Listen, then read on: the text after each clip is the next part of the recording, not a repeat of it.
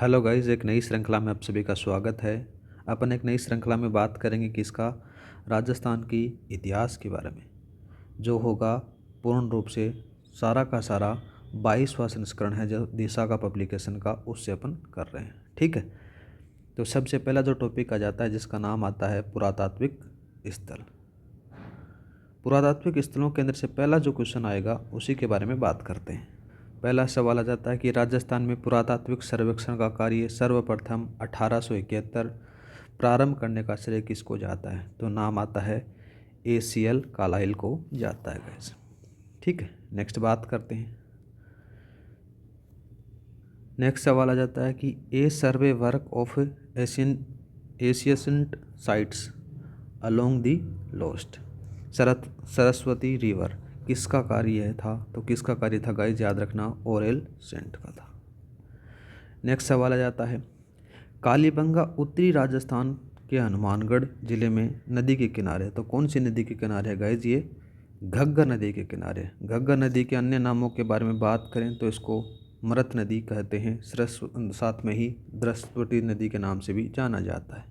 ठीक है, यहाँ पर ये लिखा भी गया है कि सरस्वती नदी ये इन नामों से इसको जाना जाता है।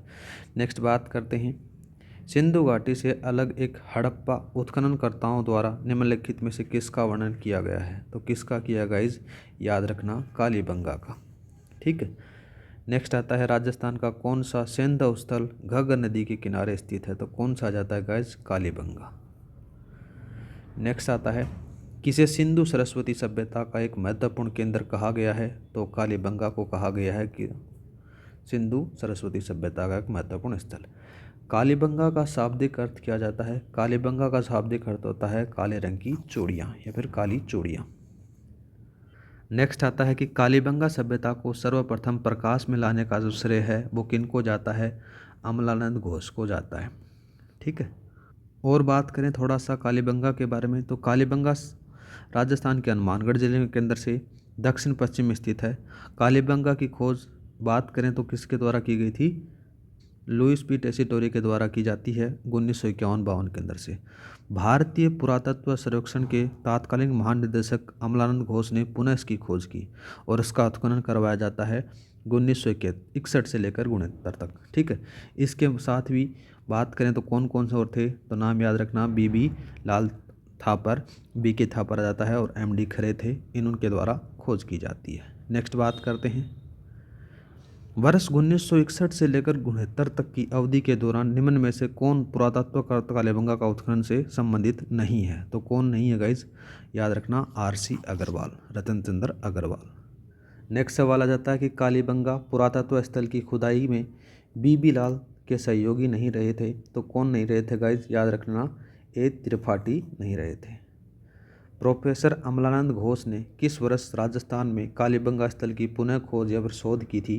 तो याद रखना 1952 में। नेक्स्ट आता है कि कालीबंगा स्थल हनुमानगढ़ जिला मुख्यालय से किस दिशा में स्थित है? तो कौन से में आ जाती है गाइज, ये दक्षिण पश्चिम में है। नेक्स्ट बात करते हैं किस एक अभिकरण ने कालीबंगा के उत्खनन का कार्य उत्तरदायित्व संभाला था? तो किसके द्वारा संभाला जाता है? ये भारतीय पुरातत्व सर्वेक्षण नई दिल्ली के द्वारा। कालीबंगा का उत्खनन का कार्य कितने स्तरों में किया गया? तो जो कालीबंगा का उत्खनन का जो कार्य है वो लगभग 5 स्तरों में किया जाता है। ठीक है गाइस, ये रहा ऑप्शन आपके पास में 5वां, 5 स्तरों में किया जाता है। इन्हीं के बारे में थोड़ा सा देखें। देखो, कालीबंगा सभ्यता के उत्खनन 5 स्तर सामने आए हैं। प्रथम 2 स्तर में हड़प्पा सभ्यता से भी प्राचीन है, वहीं तीसरे, चौथे और 5वें स्तर की सामग्री हड़प्पा सभ्यता के सामग्री के समान या फिर समकालीन मानी जाती है। इस आधार पर कालीबंगा सभ्यता को 2 भागों में बांटा जाता है। एक आती है प्राक हड़प्पा सभ्यता और एक आती है हड़प्पा सभ्यता। नेक्स्ट बात करते हैं। नेक्स्ट आता है किसने कालीबंगा को सिंधु घाटी साम्राज्य की तीसरी राजधानी या फिर तृतीय राजधानी कहा था? तो डॉक्टर दशरथ शर्मा के द्वारा कहा गया था। नेक्स्ट आता है राजस्थान में सभ्यता के किस स्थल पर सबसे प्रथम, या फिर ये थोड़ा सा याद रखना प्रथम है यहाँ पर पूरा है, प्रथम बार हल से जुते हुए खेतों के साक्ष्य प्राप्त हुए हैं? तो याद रखना नाम आता है कौन सा, कालीबंगा सभ्यता।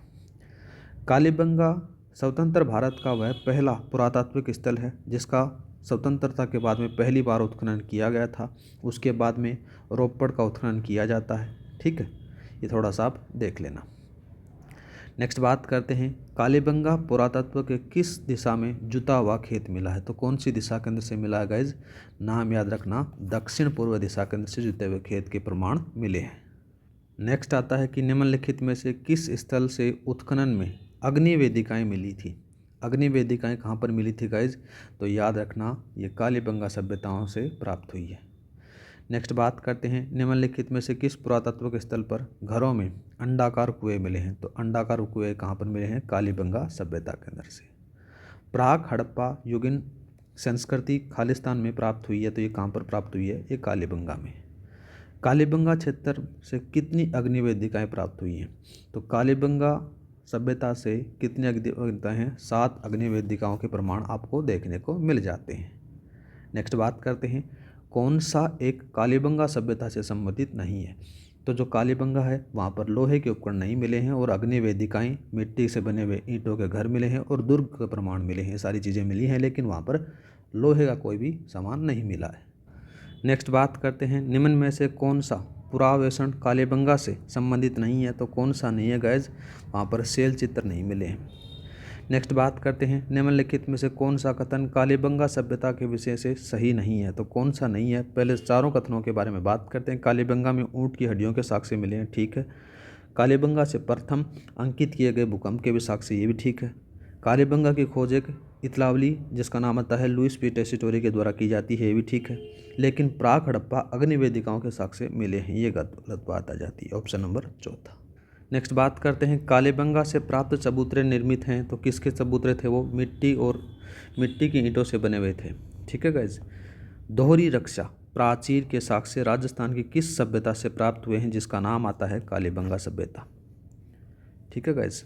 नेक्स्ट बात करते हैं, किस सभ्यता से अच्छी विकसित प्राचीर युक्त किलेबंदी के अवशेष मिले हैं? तो नाम आता है कालीबंगा सभ्यता गाइज। नेक्स्ट बात करते हैं, कालीबंगा से निम्न में से किस फसल के अवशेष प्राप्त हुए हैं? तो जौ के प्राप्त हुए हैं, कि उसके जौ के प्रमाण वहाँ पर मिले हैं। अगर बात करें थोड़ा सा और इसकी व्याख्या के बारे में, तो कालीबंगा सभ्यता के लोग गेहूं और जौ का प्रयोग करते थे। चना, बाजरा, जौ, सरसों के साक्ष्य भी मिले हैं। यहाँ पर कांस्य का दर्पण मिले हैं, हाथी के दांत का कंघा, सोने और मूंगे के सीपे के आभूषण भी यहाँ पर देखने को मिले हैं गाइज। नेक्स्ट बात करते हैं, किसके साक्ष्य कालीबंगा के पुरास्थल के उत्खनन से प्राप्त नहीं हुए? तो नाम याद रखना, चावल के साक्ष्य यहाँ पर नहीं मिले। राजस्थान के किस स्थल से प्राप्त मर्त भांडों को लाल धरातल पर काले रंगों की सुंदरता ज्यामितीय डिजाइनों से सजाया गया था? तो नाम याद रखना, कालीबंगा सभ्यता। नेक्स्ट बात करते हैं, कालीबंगा से हड़प्पा पूर्व की सभ्यता से मिलते जुलते अवशेष पाकिस्तान के किस सभ्यता स्थल से मिले हैं? तो नाम याद रखना, नाम कौन सा आता है? Coat DG. नेक्स्ट बात करते हैं, कोट डिगी सभ्यता का संबंध रहा है तो किससे रहा है? ये आ जाता है हड़प्पा के पूर्व सभ्यता से। आहड़ का प्राचीन नाम था, तो आहड़ का जो प्राचीन नाम माना जाता है ताम्रवती नगरी के नाम से इसको जाना जाता है। प्राचीन शिलालेखों से आहड़ का पुराना ताम्रवती अंकित किया गया। 10वीं और 11वीं शताब्दी में से अघाटपुर अथवा अघाट दुर्ग के नाम से भी जाना जाता है। इसे धूलकुट भी कहा जाता है। क्या कहते हैं? धूलकोट के नाम से भी जाना जाता है। किस सभ्यता को धूलकोट भी कहते हैं? तो याद रखना, अभी अपन पढ़ कर आए थे, ताम्रवती नगरी जो आहड़ सभ्यता है उसको अपन क्या कहते हैं? धूलकोट भी कहा जाता है। तो ये रहा ऑप्शन नंबर 4। आहड़ में खुदाई के बाद में एक 4000 साल पुरानी ताम्र पाषाण युगीन संस्कृति की खोज की गई थी, जिसे खालिस्तान नाम एक टीले के नीचे दबा दिया गया था। तो नाम याद रखना, धूलकोट। आहड़ सभ्यता किस अन्य नाम से भी जानी जाती है? आहड़ सभ्यता को अघाटपुर के नाम से भी जाना जाता है गाइज। नेक्स्ट बात करते हैं, निम्न में से किस स्थान को ताम्रवती नगरी के नाम से भी जाना जाता है? तो ताम्रवती नगरी है वो आहड़ सभ्यता है उसको कहा जाता है। थोड़ी सी इसकी व्याख्या के बारे में बात करें तो देखो, आहड़ यहाँ ताम्र उपकरण, बर्तन, काले और लाल रंग के मर्तभांड आदि प्राप्त हुए हैं। तांबे के उपकरणों के प्रचुरता के कारण इसको क्या कहते हैं? ताम्र नगरी कहा जाता है। आहड़ के विशिष्ट आकृति के बर्तनों को ब्लैक एंड रेड वेयर कहा जाता है। ये थोड़ा सा याद रखना। क्या नाम आता है? Black and red ware. Next बात करते हैं, आहड़ सभ्यता का उत्खनन का कार्य 1953 में सर्वप्रथम किसके निर्देशन में हुआ था? तो नाम याद रखना, अक्षय कीर्ति व्यास के निर्देशन में किया गया था। आहड़ सभ्यता की खोज सर्वप्रथम 1953 में अक्षय कीर्ति व्यास की तथा रतन आर.सी. अग्रवाल, जिसका नाम आता है रतन चंद्र अग्रवाल ने 1954 में, और साथ में बात करें तो 1961-62 में हसमुख धीरजलाल सांकलिया के नेतृत्व में किया गया था। ठीक है गाइज। नेक्स्ट क्वेश्चन आता है, निम्न में से कौन सा प्राचीन स्थल उत्खननकर्ता सुमेलित नहीं है? बेराट सभ्यता दे रखी है, दयाराम साहनी। दूसरा जाता है आहड़ सभ्यता। आहड़ सभ्यता यहाँ पर क्या दे रखा है? एस.पी. जैन दिया रखा है। एस.पी. जैन गलत आ जाता है। तो इसका उत्खननकर्ता कौन आएगा? इसका उत्खननकर्ता आ जाता है 1953 के अंदर से अक्षय कीर्ति व्यास, और साथ में बात करें तो रतन चंद्र अग्रवाल भी थे 1954 के अंदर से। ठीक है। नेक्स्ट बात करते हैं, आहड़ का उत्खनन का कार्य किसके नेतृत्व में निष्पादित हुआ था? तो अभी अपन पढ़कर आए थे, नाम याद रखना, एस.डी. सांकलिया के नेतृत्व में होता है। आहड़ सभ्यता स्थित है, तो आहड़ सभ्यता कहाँ पर आ जाती है? बनास नदी के किनारे आ जाती है। उदयपुर के बनास बेसिन में आहड़ या फिर आयड़ या फिर बेड़स नदी के किनारे ये सभ्यता पनपी थी। नेक्स्ट बात करते हैं, पूरा स्थल आहड़ से प्राप्त प्राचीन अवशेष संबंधित हैं, तो नाम आ जाता है ताम्र पाषाण युग से संबंधित माने जाते हैं। राजस्थान की कौन सी सभ्यता बनास, बेडच और गंभीरी और कोठारी नदियों के तटों पर घाटियों के अंदर फैली हुई थी? तो नाम आता है गाइज उसका आहड़ सभ्यता। राजस्थान में जितनी भी सभ्यताएं हैं वो कोई ना कोई नदी के किनारे पनपी थी, ये भी याद रखना। नेक्स्ट सवाल आता है, निम्नलिखित जिलों में से किस जिले में आहड़ संस्कृति के अवशेष मिले हैं? तो नाम याद रखना, उदयपुर में। किस संस्कृति को बनास संस्कृति भी कहा जाता है? तो बनास संस्कृति कहा जाता है आहड़ सभ्यता को। नेक्स्ट आता है कि कौन सा राजस्थान की आहड़ बनास संस्कृति का प्रमुख स्थल नहीं है? तो ये रहे इसके चार ऑप्शन। गिलुंड है, इसमें ओजियान भी है, बालाथल भी है, लेकिन लोथल नहीं है। कौन सी नहीं है गाइज? लोथल नहीं है। नेक्स्ट बात करते हैं, 4000 वर्ष पुरानी सभ्यता के पुरातात्विक अवशेष उदयपुर के समीप एक गाँव में पाए गए, वह गाँव कौन सा था? तो नाम याद रखना, आहड़ था। आहड़ सभ्यता के बारे में बात करें तो यह सभ्यता आज से लगभग 4000 वर्ष प्राचीन मानी जाती है। डॉक्टर गोपीनाथ शर्मा ने आहड़ सभ्यता का समृद्ध काल 1900 ईसा पूर्व से लेकर 1200 ईसा पूर्व बताया गया था। नेक्स्ट बात करते हैं, कौन सा कथन सही है? तो कौन सा कथन सही है उसी के बारे में बात करते हैं। देखो, पहला जाता है कि गणेश्वर एक उत्खनन स्थल नहीं है, गलत बात है। नीम का थाना सिक्कर के अंदर से आपको देखने को मिल जाती है। बेराट एक ग्राम संस्कृति का केंद्र था। ठीक है। यहाँ पर पूछा गया है कौन सा कथन सही है, उसी के बारे में पूछा गया है गाइज। तो याद रखना, देखो, आहड़ वासियों का महत्वपूर्ण व्यवसाय अयस्क तांबे को गलाना तथा ताम्र वस्तुएं बनाना था। ठीक है। नेक्स्ट बात करते हैं। नेक्स्ट सवाल आ जाता है कि आहड़ सभ्यता के बारे में सही कथन का चयन करना है।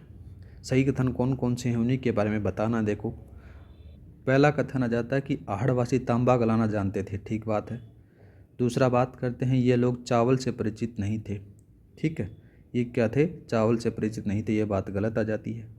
धातु का काम आहड़वासियों की अर्थव्यवस्था का प्रमुख साधन माना जाता है, ये बात भी ठीक है। नेक्स्ट बात करते हैं, यहाँ से काले लाल रंग के मर्द भांड मिले हैं, जिस पर सामान्यतः सफ़ेद रंग से ज्यामितीय आकृतियाँ उकेरी गई है, ये बात भी सही है। 1, 3, 4 1, 3, 4 में कौन सा आएगा? ऑप्शन नंबर पहला। नेक्स्ट बात करते हैं। नेक्स्ट सवाल आ जाता है कि आहड़ को ताम्रवती नाम से भी जाना जाता है, क्योंकि यहाँ पर क्या था गाइज? एक चीज़ याद रखना, यहाँ पर बड़ी संख्या में तांबे के औजार उपकरण बने हैं, इसलिए इसको कहा जाता है। नेक्स्ट बात करते हैं, आहड़ के विषय में निम्न कथनों में से कौन सा कथन असत्य है, उनके बारे में थोड़ा सा देखते हैं। असत्य कथन के बारे में बात करें, देखो, आहड़ के उत्खनन का से मानव जीवन के विभिन्न चरणों का प्रकाश पड़ता है, ये बात भी ठीक है। आवासीय भवनों की नींव ईंटों से होती थी, ये बात गलत आ जाती है।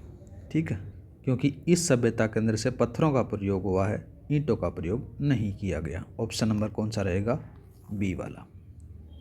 नेक्स्ट बात करते हैं, अनाज रखने के बड़े मर्द भांड जिन्हें गोरे और बखोट कहा जाता था, किस प्राचीन सभ्यता से प्राप्त हुए हैं? तो नाम याद रखना, आहड़ सभ्यता से प्राप्त हुए हैं।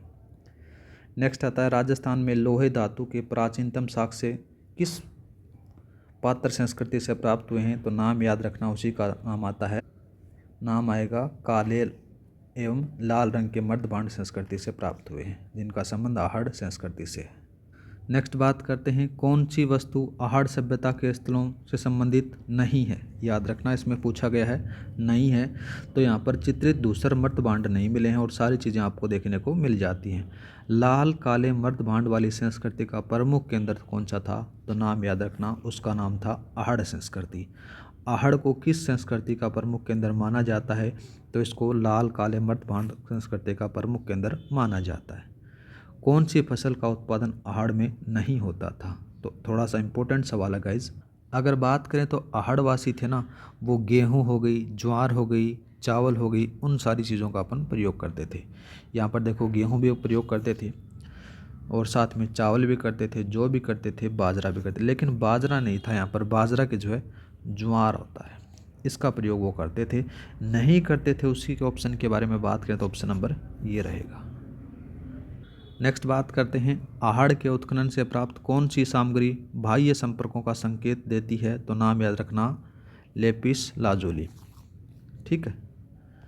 नेक्स्ट बात करते हैं, दो मुंह का चूल्हा और बहु प्रकार के बर्तनों के साथ में सिलबट्टा और पेन निम्नलिखित में से किस स्थान से खुदाई में मिले हैं, तो नाम याद रखना उसका आहड़ सभ्यता से प्राप्त हुए हैं। नेक्स्ट सवाल आ जाता है कि आहड़ संस्कृति के लोग निम्नलिखित में से किस धातु से परिचित नहीं थे, तो नाम याद रखना वो चांदी को नहीं जानते थे, तांबा, लोहा और टिन को जानते थे। गणेश्वर सभ्यता के बारे में बात करें तो गणेश्वर सभ्यता के अवशेष चिन्ह उपस्थित हैं, तो नाम याद रखना नीम का थाना। ठीक है, थोड़ा सा इसके बारे में देख लेते हैं। प्राक हड़प्पा और हड़प्पाकालीन और ताम्र युगीन यह स्थल नीम का थाना जिले के अंदर से पूर्व सीकर में स्थित माना जाता है। पहले कहाँ पर था, सीकर में था, अभी वर्तमान में नीम का थाना जिले के अंदर से माना जाता है। कांटली नदी के किनारे माना जाता है और उसका उत्खनन किया जाता है 1977 के अंदर से RC अग्रवाल के द्वारा। ठीक है। और बात करें तो ये सभ्यता है, ये ताम्र युगीन सभ्यताओं की जननी कहा जाता है।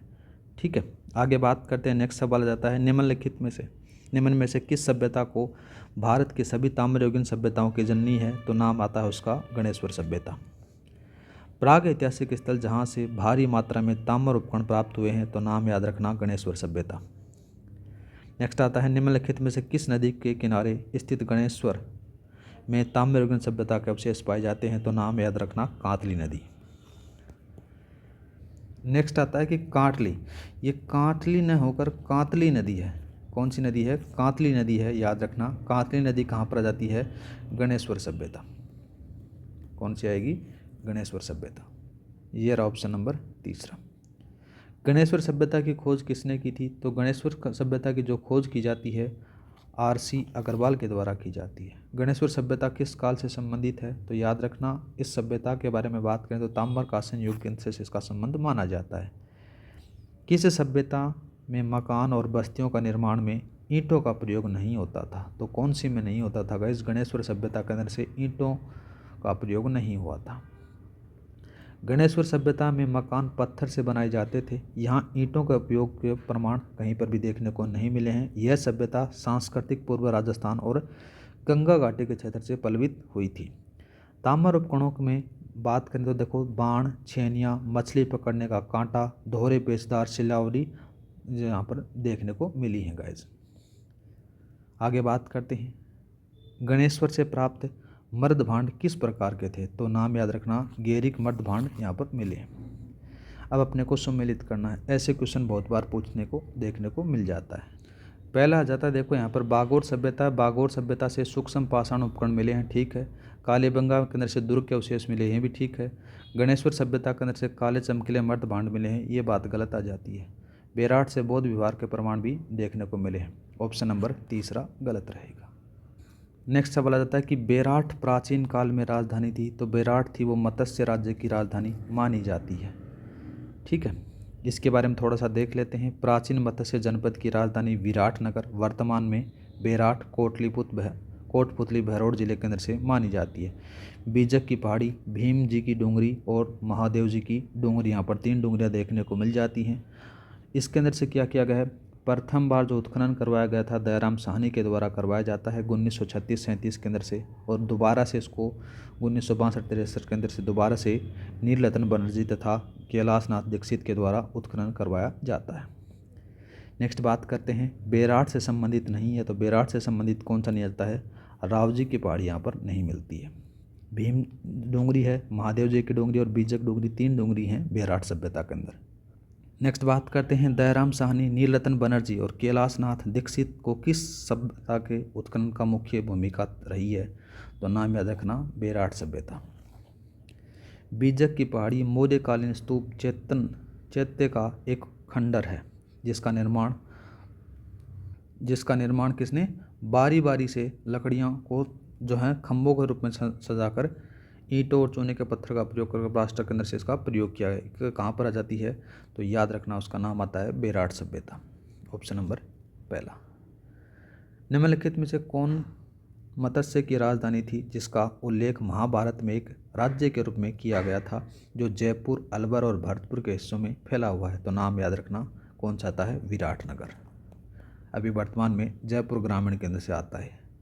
नेक्स्ट सवाल आ जाता है कि भीम डोंगरी, गणेश डोंगरी किस सभ्यता से संबंधित है, तो नाम याद रखना बेराट सभ्यता से इसका संबंध माना जाता है।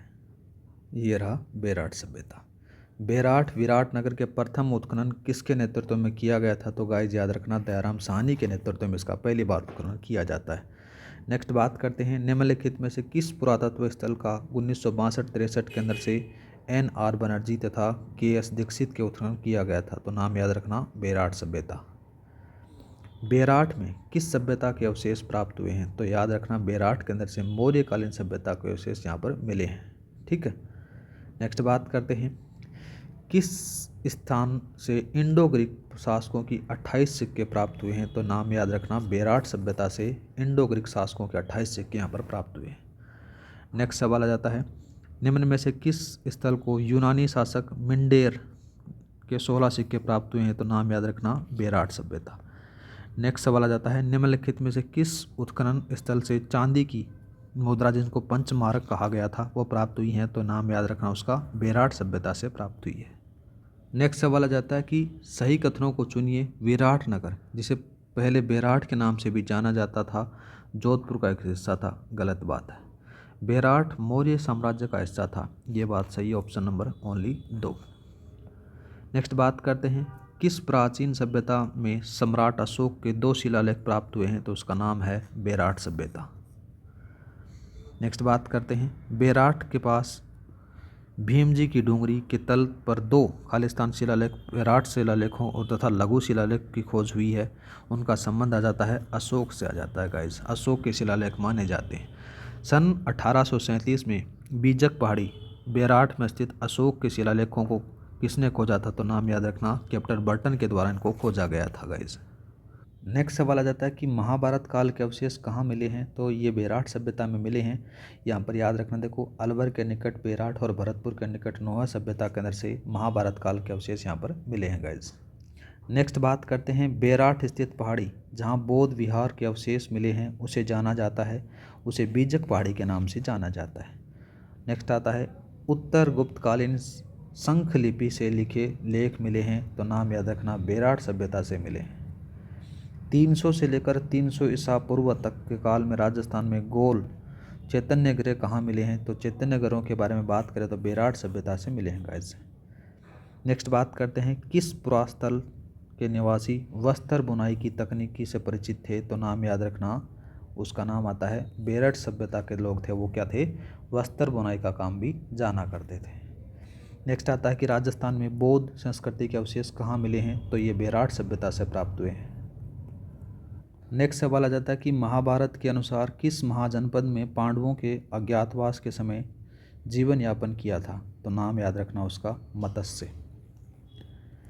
किस पुरास्थल पर चित्रित शैल चित्र प्राप्त हुए हैं, तो नाम याद रखना बेराट सभ्यता से। थोड़ा सा इसी के बारे में बात कर लेते हैं। वर्ष 1990 में बेराट के आसपास की पहाड़ियों में स्थित शैल चित्रों के अनेक शैलाश्रयों के अंदर से शैल चित्र प्राप्त हुए हैं। ठीक है। नेक्स्ट बात करते हैं गिलुंड किस नदी के किनारे स्थित है, तो गिलुंड है ये बनास नदी के किनारे स्थित मानी जाती है सभ्यता। नेक्स्ट आता है कि गिलुंड सभ्यता के अवशेष किस युग से संबंधित माने जाते हैं, तो ताम्र प्रस्तर युग से संबंधित है इनका। राजस्थान के किस जिले में गिलुंड पुरातत्व उत्खनन स्थल है, तो नाम याद रखना राजसमंद में। गिलुंड और भगवान पुराण किस सभ्यता से संबंधित हैं, तो नाम याद रखना इसका सही आंसर हो। इसका सही आंसर है आहड़ सभ्यता। और आहड़ सभ्यता कहाँ है, उदयपुर में है। ये रहा ऑप्शन इसका आपके पास में। नेक्स्ट बात करते हैं पुरातात्विक स्थल गिलोंड संबंध है। गिलोंड का संबंध कहाँ से माना जाता है, नवपाषाणिक संस्कृति से इसका संबंध माना जाता है। नेक्स्ट आता है निम्नलिखित में से कौन सा स्थान आहड़ सभ्यता से संबंधित नहीं है, तो आहड़ सभ्यता का जो नाम आता है आभानेरी। आभानेरी कहाँ पर है, दौसा में है गाइस। ठीक है, नेक्स्ट बात करते हैं किस जिले में बालाथल सभ्यता स्थित है, तो बालाथल सभ्यता के बारे में बात करें तो ये उदयपुर में है गाइस। ठीक है, थोड़ा सा इसके बारे में बात कर लेते हैं। उदयपुर शहर से लगभग 42 किलोमीटर दक्षिण पूर्व में बेड़ज नदी के निकट वल्लभनगर तहसील में स्थित जो ताम्रपाषाण युगीन सभ्यता के अवशेष प्राप्त हुए हैं वो 1993 में किए गए हैं। और किसके द्वारा नेतृत्व में, वी एन मिश्र के नेतृत्व में इसको उत्खनन किया जाता है गाइस। ज़्यादा कोई खास इसके अंदर से है नहीं। आगे बात करते हैं 11 कमरों वाला विशाल भवन राजस्थान के किस सभ्यता स्थल से पाया गया है, तो नाम याद रखना बालाथल सभ्यता। और बालाथल सभ्यता है कहाँ पर गाइस, उदयपुर में है। नेक्स्ट बात करते हैं बालाथल सभ्यता का उत्खनन किसके निर्देशन में किया गया था, तो यह जाता है वी एन मिश्र के नेतृत्व में किया जाता है। ठीक है गाइस। नेक्स्ट बात करते हैं राजस्थान में कौन सा प्राग ऐतिहासिक स्थल ताम्रपाषाणिक काल से संबंधित है, तो नाम याद रखना बालाथल सभ्यता। और बालाथल सभ्यता कहाँ है, उदयपुर में।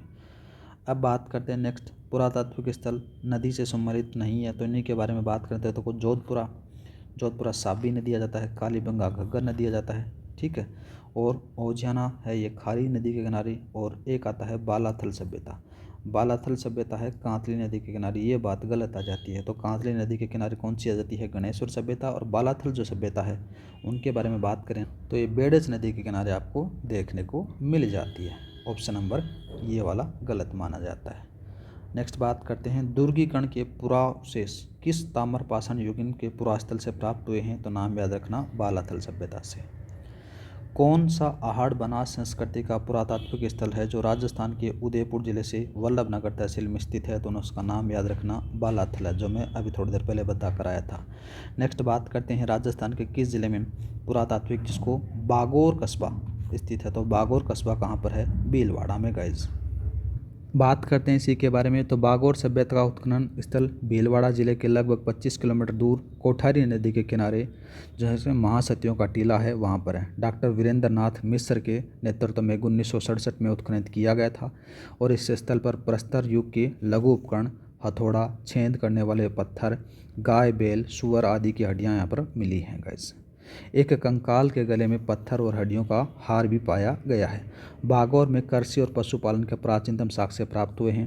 इसे आदिम संस्कृति का संग्रहालय कहा जाता है। किसको कहा जाता है गाइस, याद रखना बागौर सभ्यता को।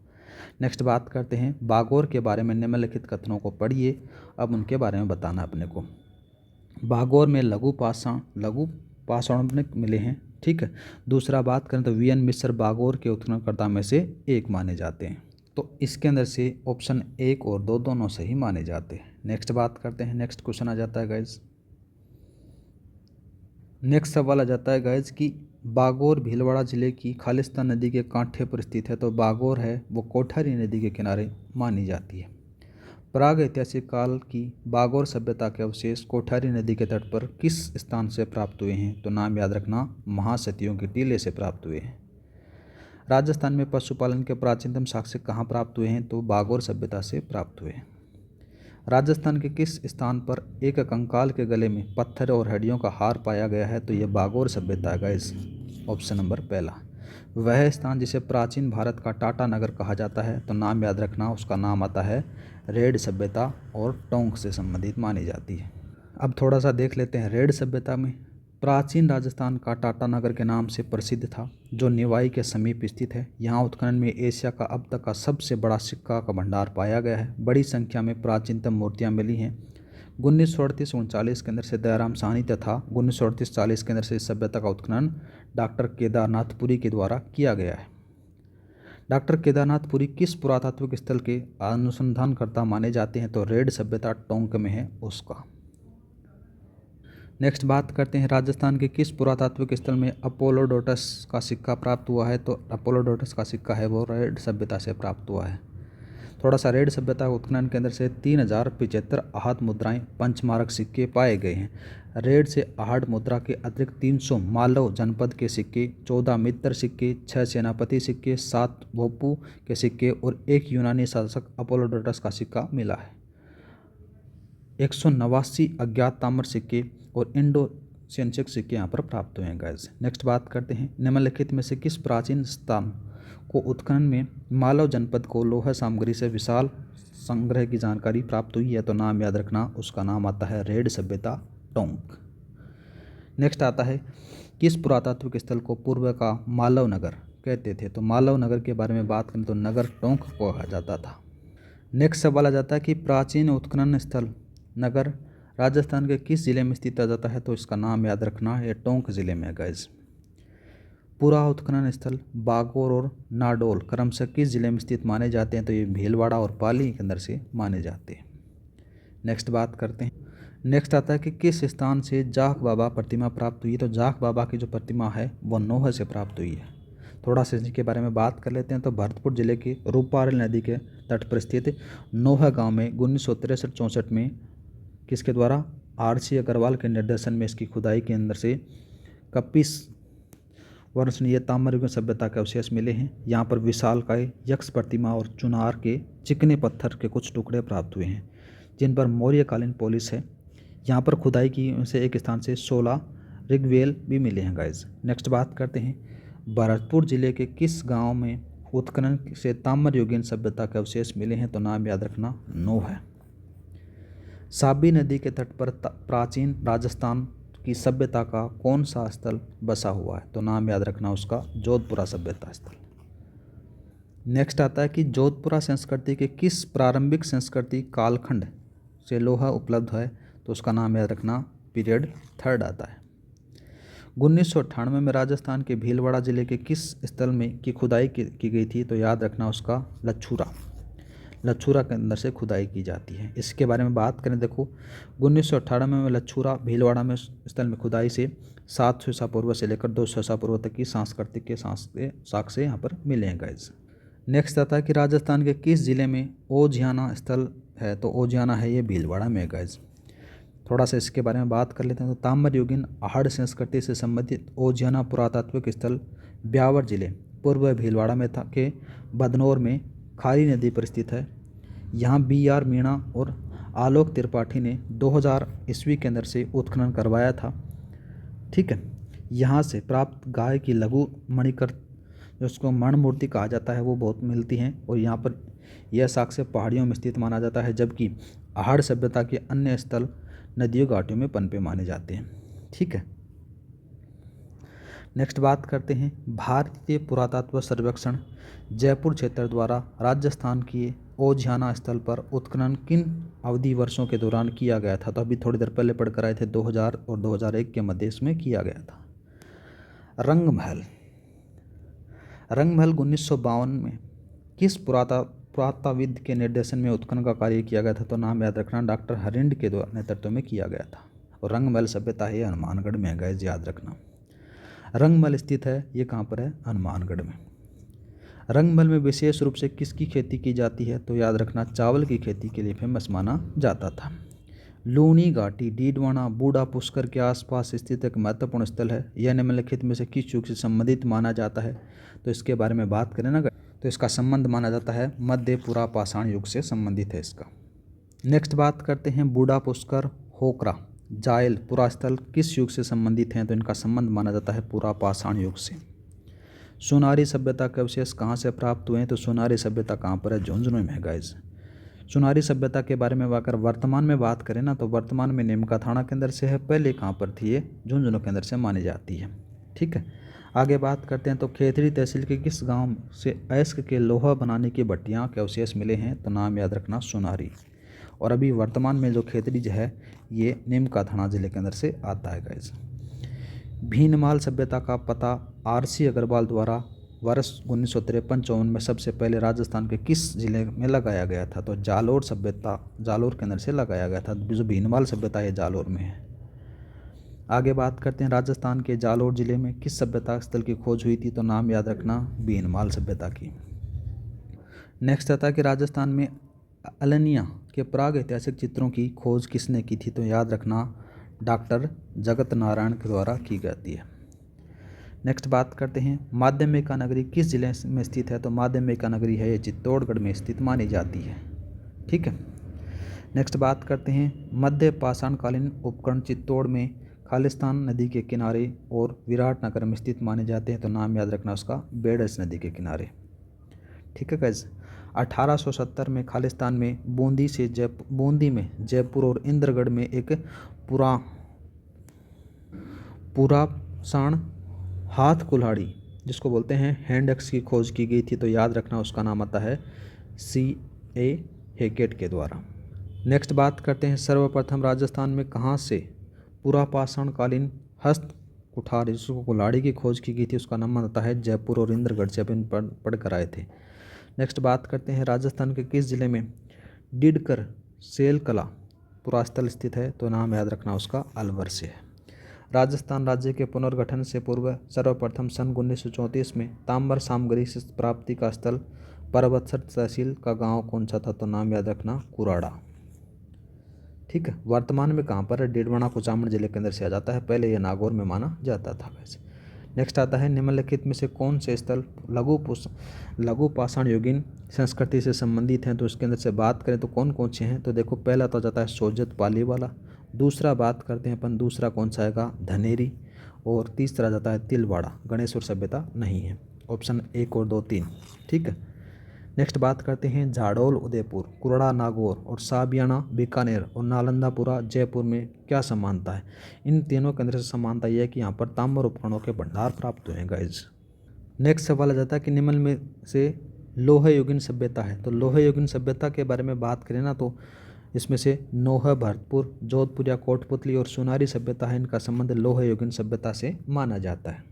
नेक्स्ट बात करते हैं निम्न में से कौन से मध्य पाषाण स्थल राजस्थान में स्थित माने जाते हैं? तो देखो पहला तो कौन सा आएगा, एक तो बागोर है और दूसरा है तिलवाड़ा। ऑप्शन नंबर 1 और 3 कौन सा है? ऑप्शन नंबर तीसरा है। नेक्स्ट बात करते हैं राजस्थान के किस स्थल में पुरापाषाण उपकरण उपलब्ध हुए हैं? तो उसका नाम याद रखना बानगढ़ से प्राप्त हुए हैं। नेक्स्ट आ जाता है गाइज ताम्र युगीन स्थल झाड़ोल कहाँ स्थित है? तो झाड़ोल के बारे में बात करें तो ये उदयपुर में आ जाता है गाइज। तो गाइज आज के लिए इतना ही। राजस्थान हिस्ट्री का पहला पार्ट कंप्लीट हो जाता है जिसका नाम था पुरातात्विक स्थल और सभ्यताएं। वीडियो अच्छा लगा हो तो लाइक और सब्सक्राइब करना न भूलें। ऐसे अपन जितने भी टॉपिक हैं वो सारे टॉपिक अपन करते रहेंगे। आज के लिए इतना ही। जय हिंद, जय भारत।